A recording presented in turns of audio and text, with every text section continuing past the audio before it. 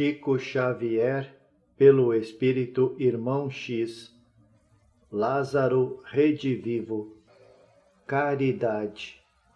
Em todos os tempos há exércitos de criaturas que ensinam a caridade.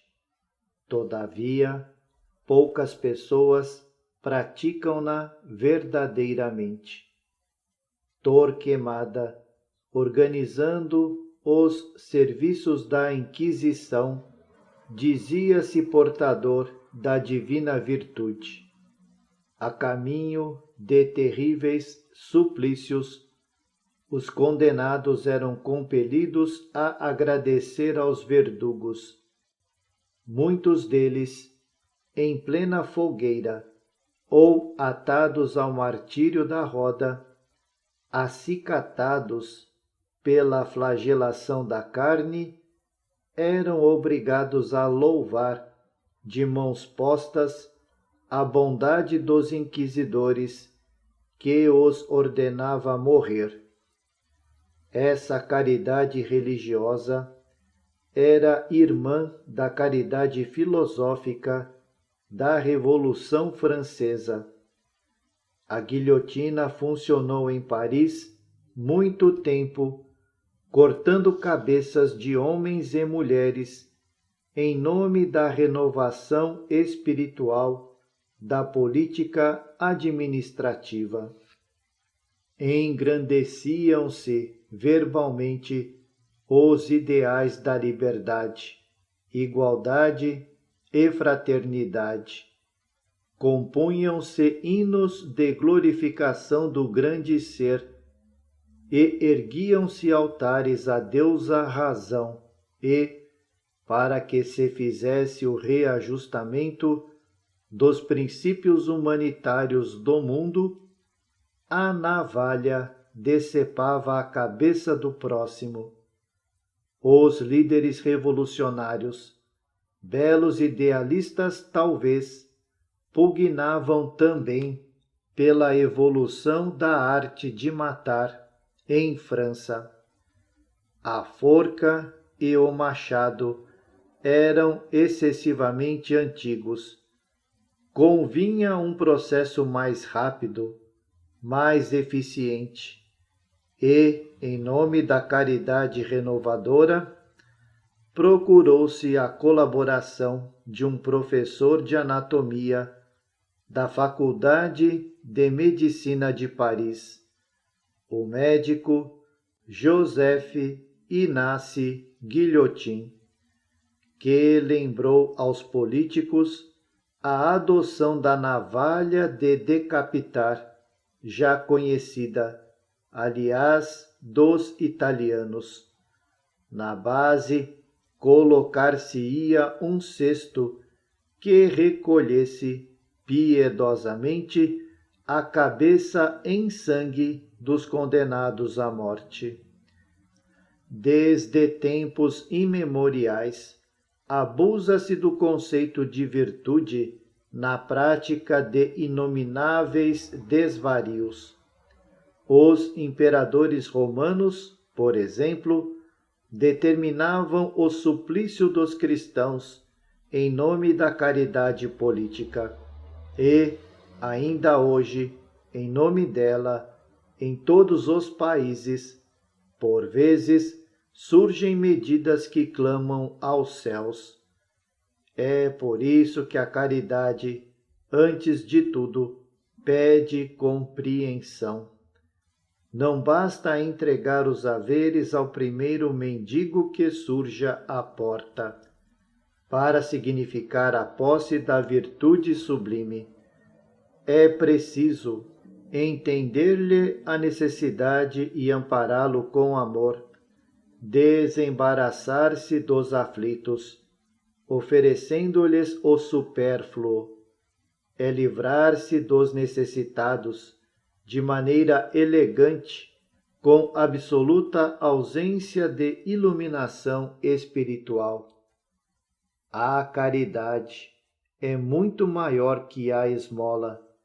Ser caridoso é ser profundamente humano, e aquele que nega entendimento ao próximo, pode inverter consideráveis fortunas no campo de assistência social, transformar-se em benfeitor dos famintos, mas terá de iniciar, na primeira oportunidade, o aprendizado do amor cristão para ser efetivamente útil.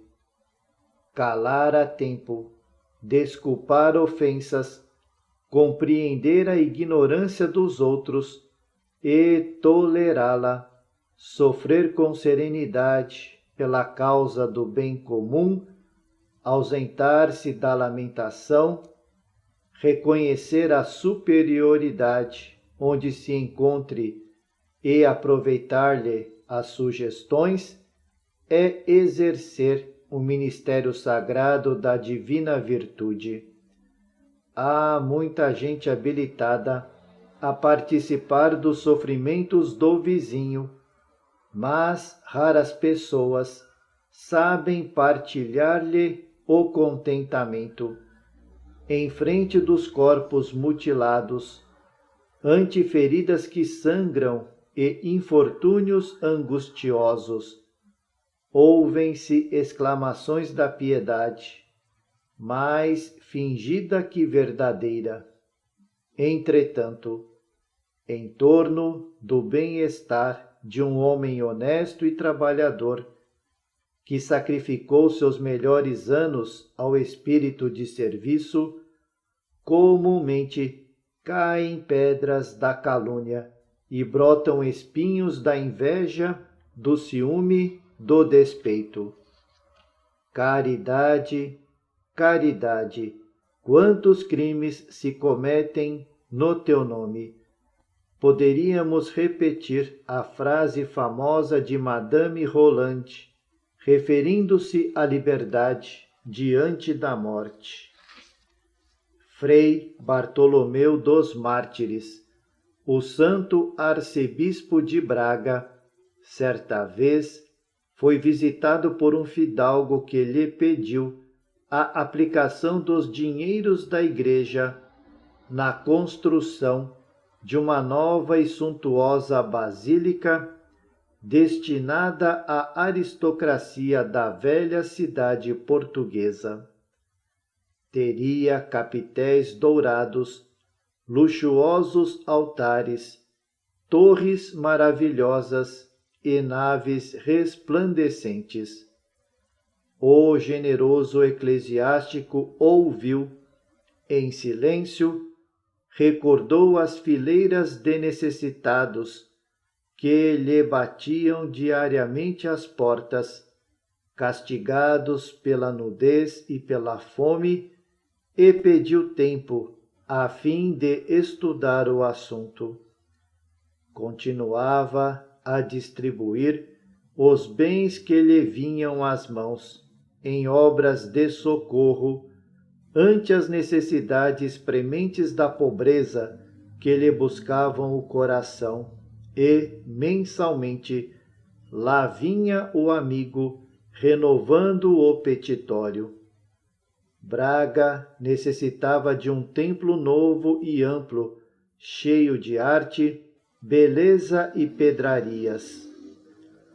O prelado rogava sempre mais tempo para decidir, até que, um dia, resolveu ser mais claro e, depois de ouvir pacientemente a ovelha atacada pela mania de grandezas, respondeu com serenidade cristã: Não sei como atender às exigências de Vossa Senhoria. Quando o diabo tentou nosso Senhor Jesus Cristo, pediu-lhe transformasse as pedras em pães. Veja lá que era uma obra meritória que Satanás esperava do divino poder, mas Vossa Senhoria faz muito pior que o demônio, pois vem reclamar sempre para que os pães dos pobres se convertam em pedras. Como o fidalgo de Braga, há muita gente sedenta de dominação que não realiza senão obras exclusivistas do eu, ao invés de serviços da benemerência legítima. Fora da caridade não existe, efetivamente, salvação para os que perderam a luz. O manto dessa virtude sublime cobre a multidão dos pecados, conforme o ensinamento evangélico. Entretanto, em todas as ocasiões, é preciso muito discernimento para que o nosso coração não transforme os pães da possibilidade divina em pedras da vaidade humana. Chico Xavier, pelo Espírito Irmão X, Lázaro Redivivo. Ouvindo o Mestre.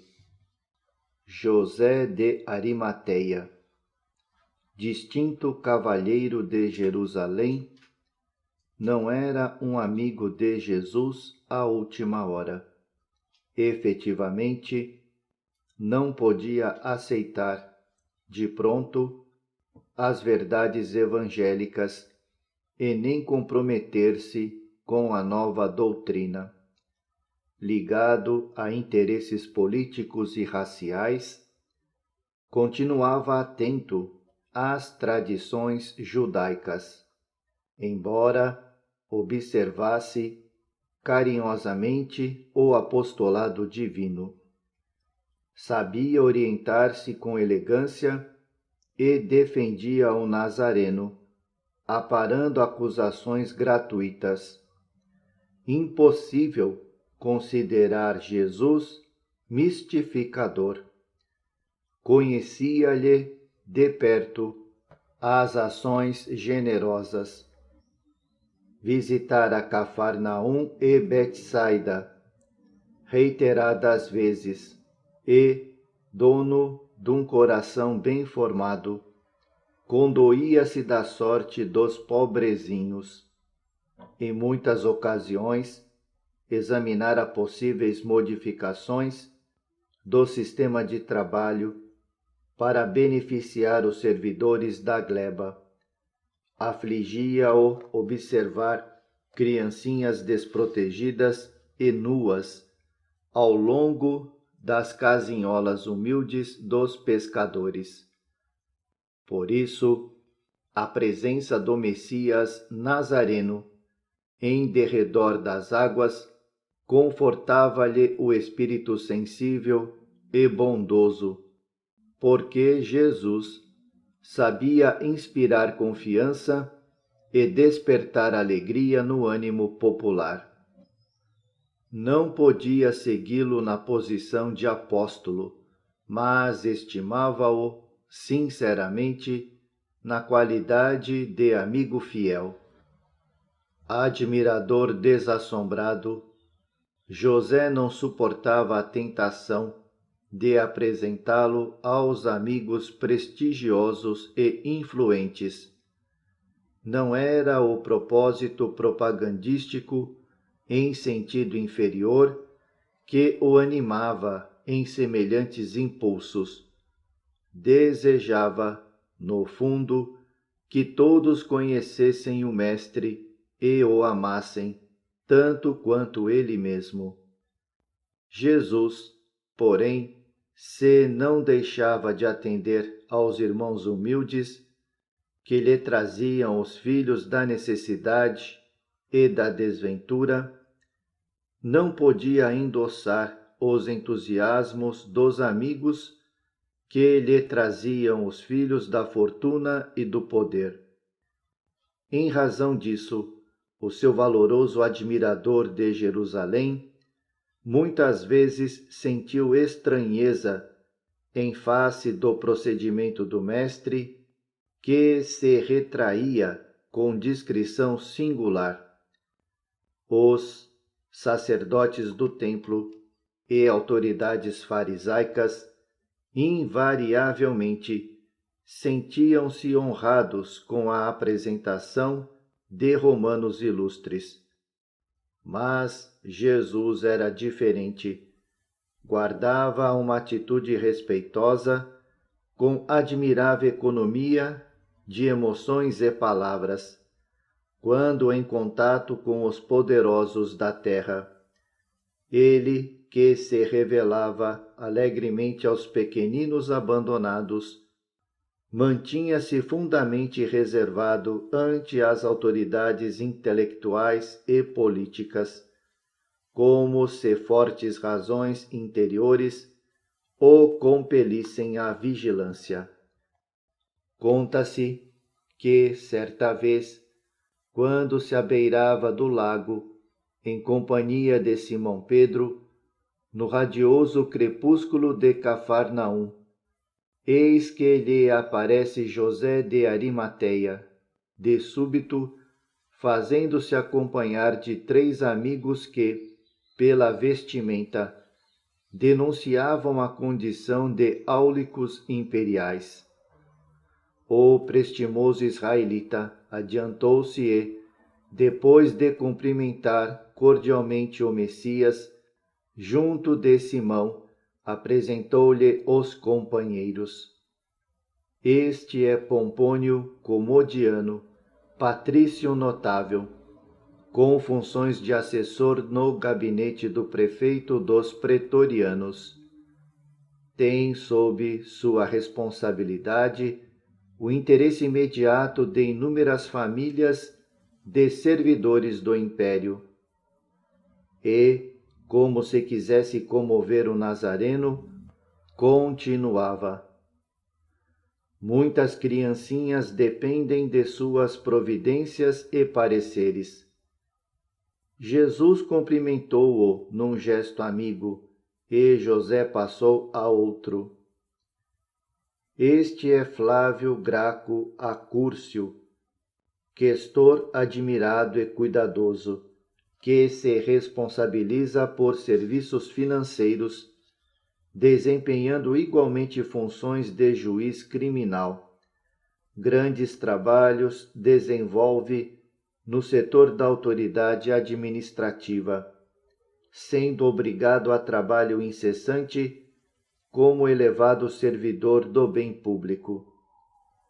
O mestre repetiu a saudação e o amigo apresentou-lhe o último. Este é Quintiliano Agrícola, patrício ilustre, que desempenha as funções de delegado do imperador, em trânsito na província. Já prestou relevantes serviços em Aquitânia, noutro tempo, e agora dirige-se a Roma, onde prestará relatórios verbais do que observou entre nós, achando-se à frente de importantes responsabilidades referentes ao bem-estar coletivo. O mestre saudou e manteve-se em respeitoso silêncio. Os romanos, que tanto ouviram falar nos prodígios dele, guardavam-no sob o olhar curioso e penetrante. Alguns minutos passaram, pesadíssimos, até que Pompônio exclamou, depois de alijar pequenina folha seca que o vento lhe depusera na túnica: é muito diferente dos nossos magos, é grave e triste. Sim, acrescentou Acúrcio, minha feiticeira do Esquilino sente prazer quando lhe dirijo a palavra. Este, porém, não justifica o renome. Na porta de Hóstia, aduziu Agrícola, pedante e sarcástico, temos o nosso adivinho que me oferece revelações e sinais. É um feiticeiro admirável, faz-nos predições absolutamente exatas e conhece todos os acontecimentos de nossa casa, embora se mantenha a grande distância. Não faz muito tempo, descobriu o paradeiro das joias de Odúlia, que alguns escravos ladrões haviam depositado nos aquedutos.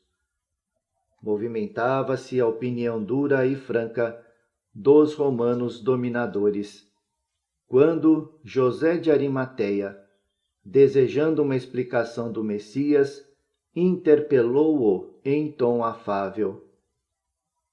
Não tem o mestre algum sinal para os nossos amigos? Jesus fixou nos visitantes o olhar muito lúcido e respondeu: já receberam eles o sinal da confiança do Pai, que lhes conferiu, por algum tempo, os cargos que ocupam. Admirados com a inesperada resposta, os patrícios multiplicaram as perguntas. Queriam demonstrações sobrenaturais, desejavam maravilhas.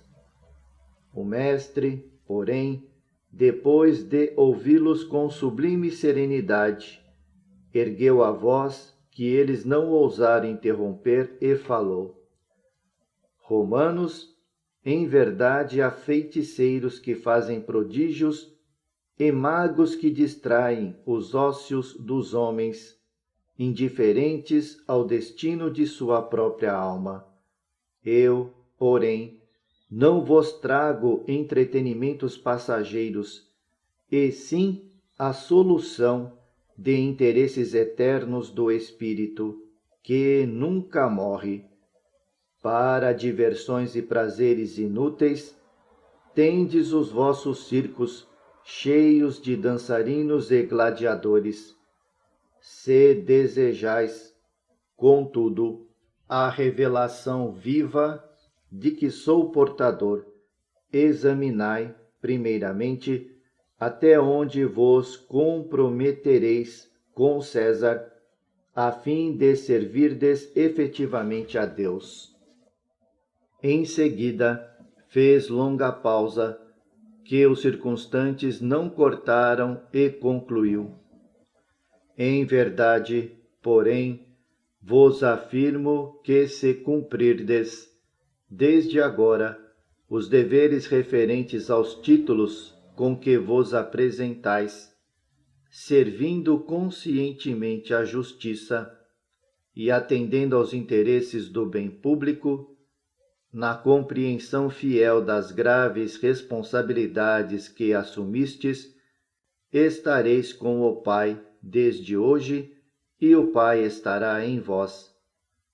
Os presentes entreolharam-se espantados, e quando retomaram a palavra, o Messias Nazareno já se havia despedido de José de Arimateia e atravessava as águas do grande lago em companhia de Pedro, em busca da outra margem. Chico Xavier, pelo Espírito Irmão X, Lázaro redivivo. Proteção e realidade. Praticando a proteção caridosa, Uriel, entidade angélica, transportara Levindo para uma colônia celestial, cheia de flores abertas e bonançosos ventos, onde almas laboriosas descansavam da luta humana e trabalhavam pela conquista do porvir na esfera superior. Levindo não cometera crimes que abalassem a opinião dos homens. Entretanto, extraía da existência terrestre todos os proveitos e vantagens suscetíveis de favorecer as paixões inferiores. Estragara, na mocidade, os melhores anos do corpo, perseverara nos prazeres menos dignos em todo o curso da idade madura e, ainda na velhice precoce, fazia questão de parecer um jovem da época, peralta e conquistador. A moléstia do fígado retivera-o no leito durante meses. Contudo, não lhe atendia o enfermo aos convites de meditação e, longe de tratar convenientemente da enfermidade, lutou desesperado contra sua influência invisível, bombardeando-a com venenos químicos de variadas espécies. Duelava e reclamava, choramingando. Queria mais algum tempo na terra para solucionar alguns negócios, dizia em pranto. Precisava liquidar certos problemas que a sua confiança no corpo adiara indefinidamente. Mas o organismo exausto não lhe satisfazia as solicitações. As células cansadas enviavam à mente enérgico ultimato, exigindo independência. Haviam servido sem cessar a um tirano que lhes não oferecera tréguas durante muitos anos de trabalho em comum. Debalde recorreu a remédios e providências.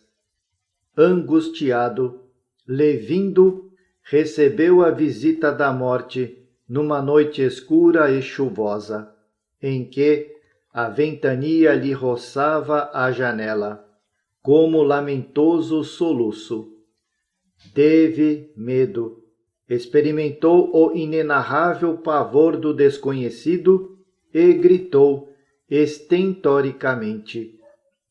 Todavia, seus gritos ecoavam noutras dimensões e não atingiam, agora, os ouvidos familiares. A esposa chorava copiosamente, beijando as mãos do seu corpo hirto, mostrando-se, porém, absolutamente insensível aos seus abraços de náufrago, a debater-se no mar pesado de sombras. Alguém, no entanto, velava por ele com generosidade fraternal. Era Uriel, o amigo invisível.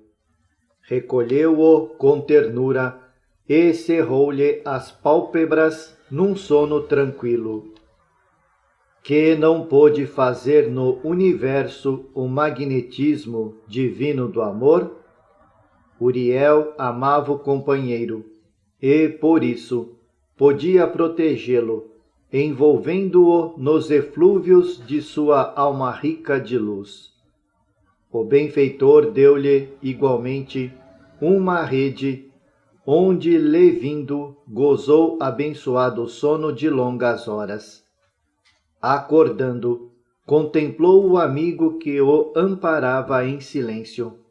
O pobre companheiro, recentemente desencarnado, crivou o mensageiro espiritual de perguntas e admoestações.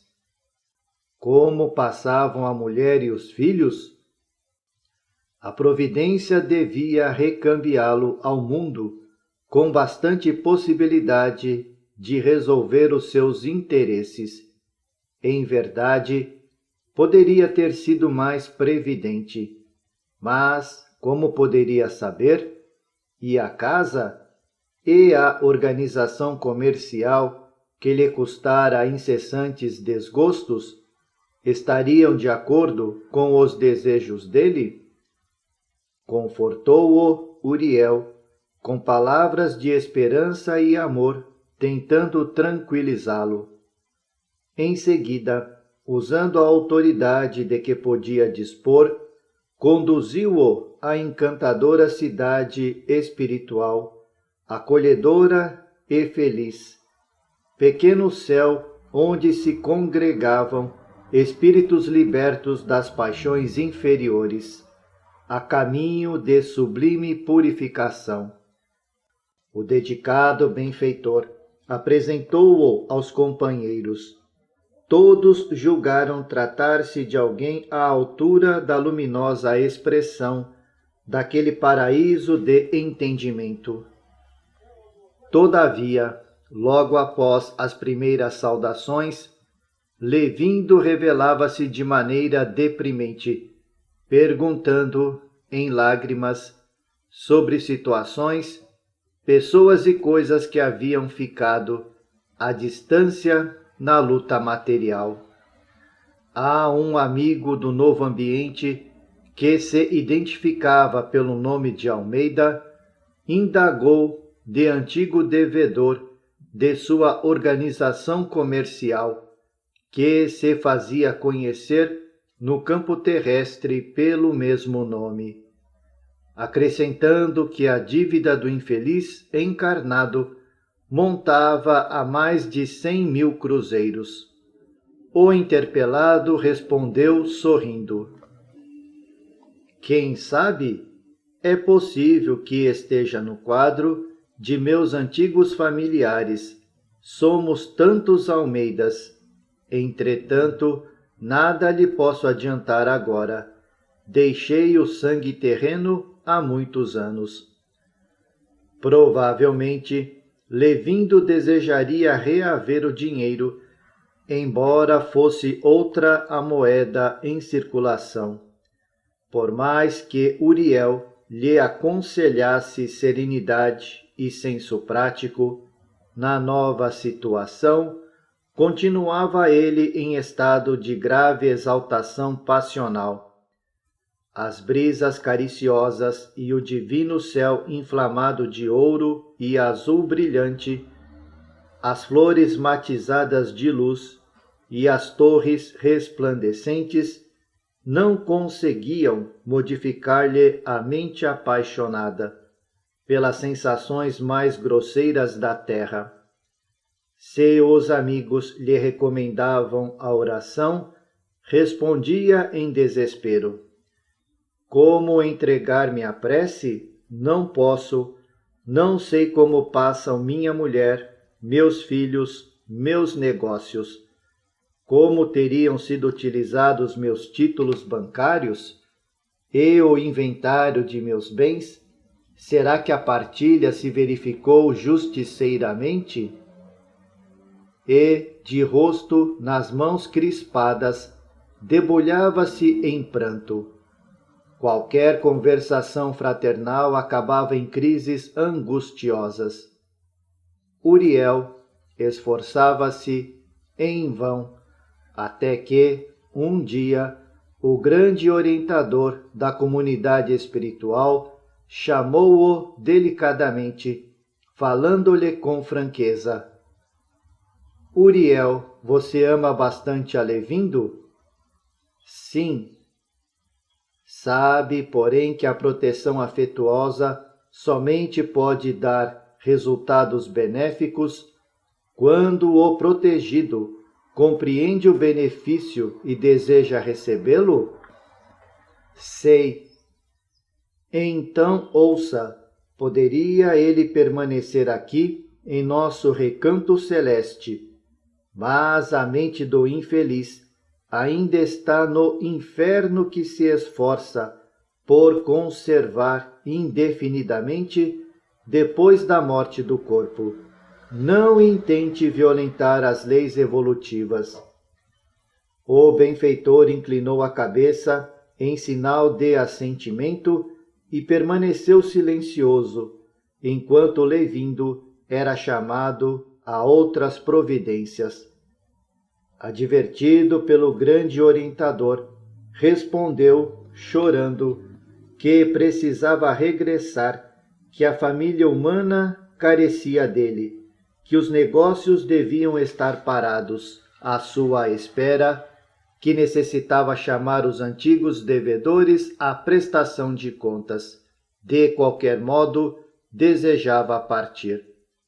O dirigente da cidade entregou a Uriel uma chave e recomendou: abra-lhe a porta e deixe-o procurar o que lhe pertence. Nesse mesmo dia, cheio de esperança, Levindo precipitou-se no purgatório terrível, onde a convivência com os demônios do mal lhe curaria a cegueira com o sofrimento corretivo.